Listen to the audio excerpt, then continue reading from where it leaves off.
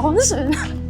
荒廢咗好耐嘅坪洲戲院，話就話活化啦。我又唔係溝你，超大座喎，好靚啊！你揸住個1毫子咧，有個避靜嘅服務啊，唔係天主教嘅領地嚟嘅咩？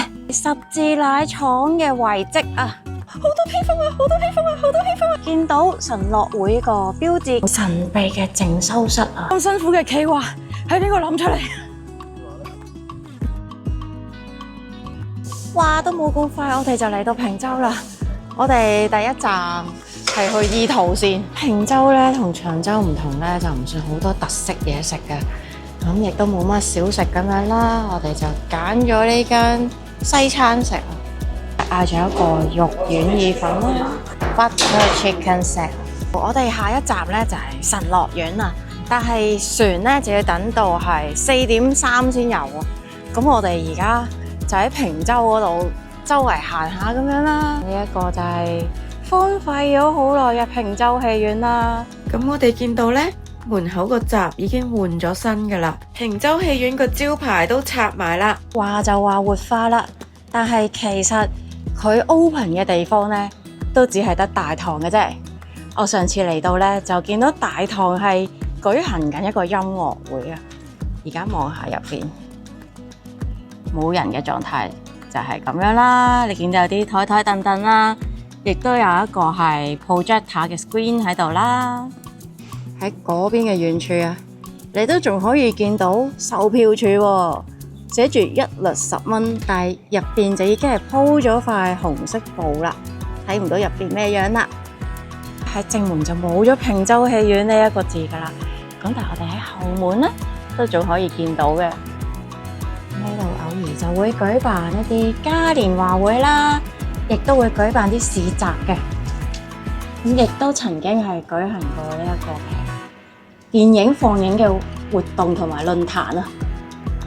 咁我就上坪洲戲院個 IG 嗰度呢，就見到佢除咗市集啊，同埋出租場地，仲有會偶爾舉辦啲街坊嘅聚會喎。全部都係喺呢個售票大堂嘅位置嗰度舉行嘅。戲院上面嘅位置嗰啲就係冇開放到嘅，可能都真係太破舊啦。我想話，我上次見到個音樂會嘅時候呢，入邊係有冷氣，仲要開得好涼添啊！哇！好啦，嚟到坪洲呢，就一定要嚟呢個牛皮廠啦。呢一個打卡位呢，已經同以前係唔同咗樣啊！以前係冇咁多蘭藤係遮住啲凳噶，哇，都雜草叢生。呢個平台上去，以前我都喺度打過卡啊，可能真係經過歲月嘅洗禮。以前呢度門冇生鏽生得咁犀利嘅。呢度原本呢係掉咗好多粒呢啲水晶俾人打卡嘅，我都曾經喺度影過相。而家就得返3粒啦。可能打完風之後冇人放翻啲水晶上去。呢度比起疫症嗰排嚟嘅時候呢，就好似荒涼咗好多咁啊！呢度就叫做神秘花園，Vista Garden就喺呢度啦。咁呢度咧有咩睇咧？其實就冇咩睇嘅，係睇下嗰啲龜咧，嗰啲龜好大隻嘅，睇唔睇到？你有冇睇過？冇啊，邊度有龜啊？有啲都係似啊，係嘛？咁但係呢個係邊個打理㗎？呢度入邊政府打理㗎？冇人打理。而家呢啲咧，啱啱話時間咧，有人中意餵下，咁咪抌啲蛋糕啊，咁抌落去俾佢食咯。我唔知原來坪洲咁多南亞人喎，次次嚟都唔係好覺有咁多南亞人。太熱啦，係嘛？我哋叫佢做南亞人，其實咧佢個種咧，即係同我哋中國人咧都冇乜點分別，因為佢哋以前咧就喺即係喺菲律賓嗰邊咧就遷咗過嚟嘅。嗰陣時喺龍母廟側邊嗰度住嘅，聚居嘅。咁因為龍母廟側邊嗰度咧發展咗起樓，咁變咗政府咧就搬咗過嚟，話俾你啲人啲遊客聽，呢度咧就係啲南亞人喺度居住啦。咁你而家住邊啊？你唔係住呢頭，你住龍母廟嗰頭。我住龍母廟東灣嗰度。你睇我幾多歲？你睇我幾多歲？幾多歲啊？我諗70歲。我話咧，我今年已經82歲。你82歲？你82歲？我以為你1943年出世，你同我計。我以為你最多都係70歲左右啫，80幾歲。我又唔係溝你。啊，靚女見得好多，你都係靚女嚟。你嗰個龍母廟啊？龍母廟，睇埋過去睇下先。睇埋嗰度。轉左手邊。好，唔該晒。好啊，左手邊直出。左手邊直出，好，好啊。好唔該晒你啊，好唔該。嚟到龍母廟咧，就舉行緊盂蘭法會啊！呢個就係盂蘭盛會嘅現場啦，入邊係有真人喺度誦經，外面就見到呢一個大士贊啊！其實佢就係觀音大士嘅化身喎。喺盂蘭節後期咧，佢就會出現啦，化身惡鬼，就會係嚇退一啲惡靈啊，等佢哋快啲翻去陰曹地府咁樣啊！我真係超大咗喎！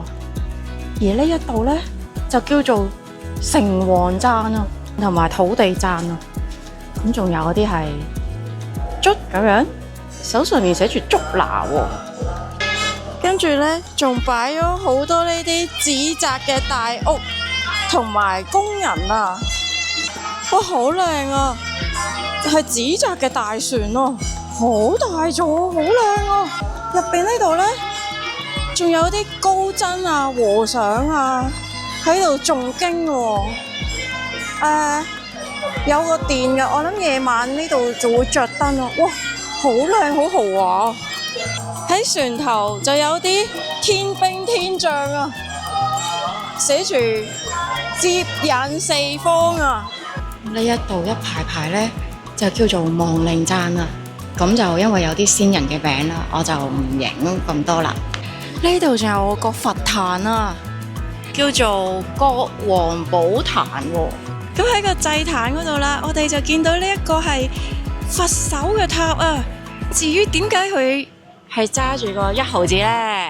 就係因為其實呢，佛手入邊係會揸住好多唔同嘅嘢啦，例如珠啊，或者各式各樣嘅法器啦。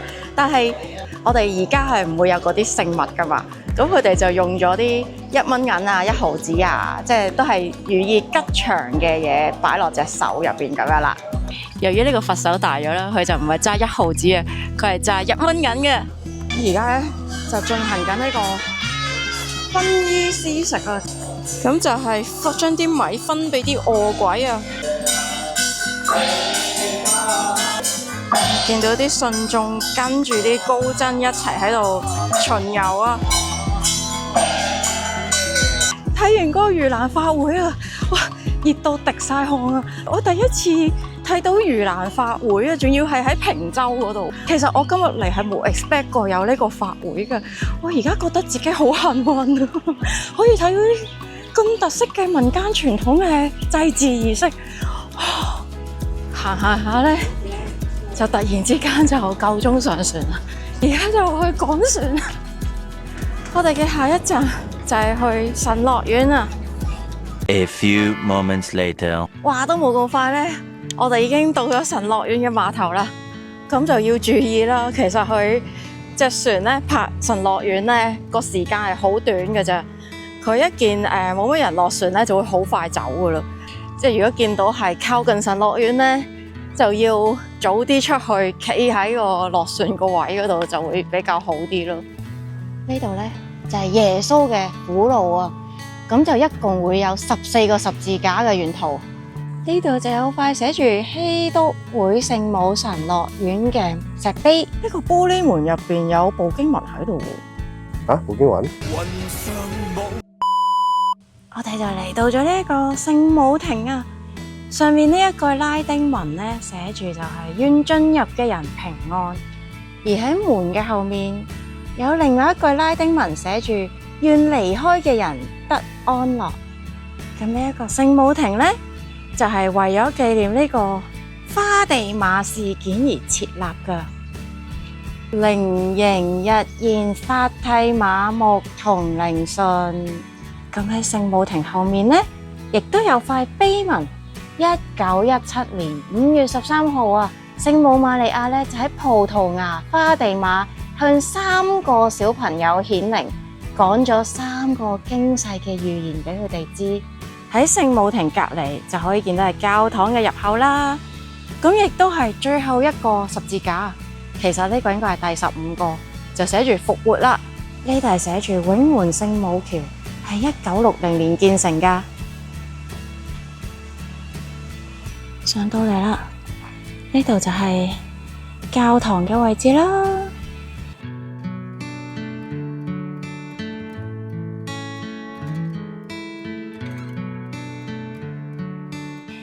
呢度就係宿舍嘅位置。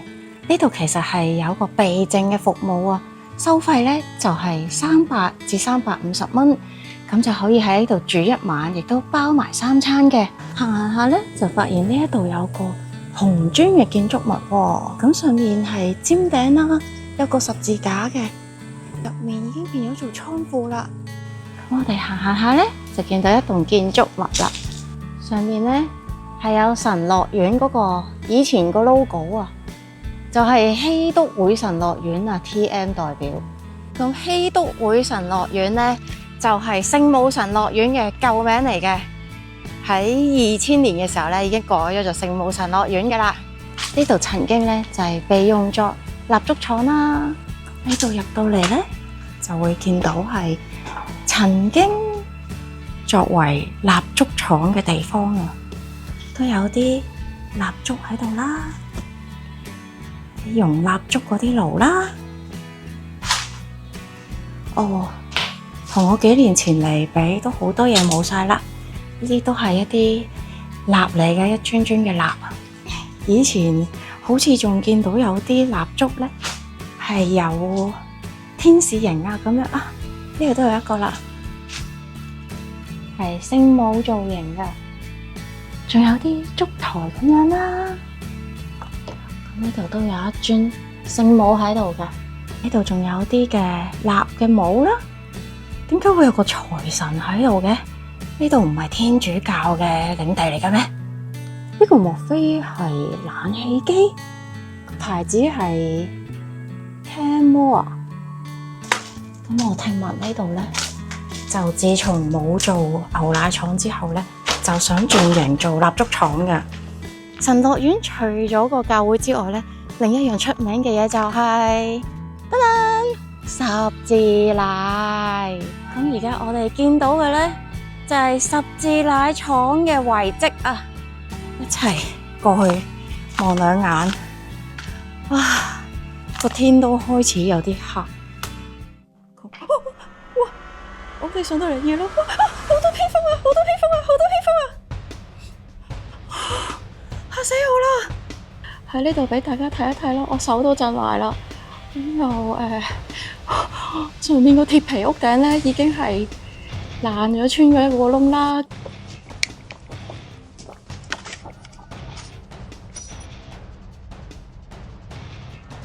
咁咧呢度咧，其實就係我嘅第一個廢墟啊！前面真係好多蝙蝠喎，頂你！快快脆脆影完，好走啦。咁就你見到咧，呢度好多十字牌嘅奶樽嘅。